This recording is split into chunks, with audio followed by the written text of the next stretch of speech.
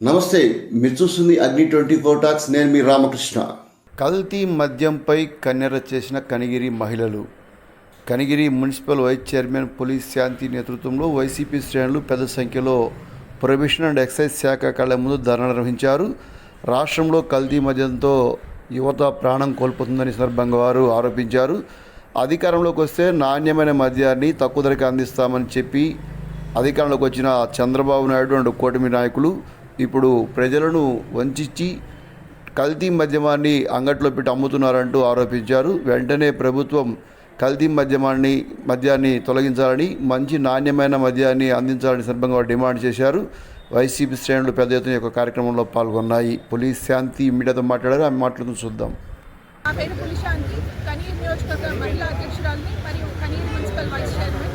ఈరోజు కనిగిరి నియోజకవర్గంలో మా జగన్మోహన్ రెడ్డి గారి ఆదేశాల మేరకు మరియు శివప్రసాద్ రెడ్డి గారి ఆదేశాల మేరకు, నందల్ నారాయణ గారి ఆదేశాల మేరకు మేము ఈరోజు కల్తీ మద్యంపై ధర్నా చేశాము.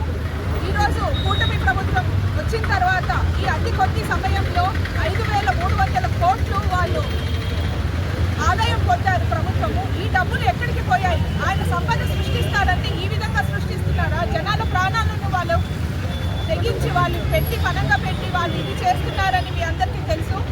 ఈ మధ్య సీజ్ చేసిన ఈ 3 చోట్ల 30 లక్షలు రోజుకి వాళ్ళు ఆదాయం పొందుతున్నారు. మరి ప్రభుత్వ ఖజానాకి వీళ్ళందరూ గండి కొడుతున్నారు.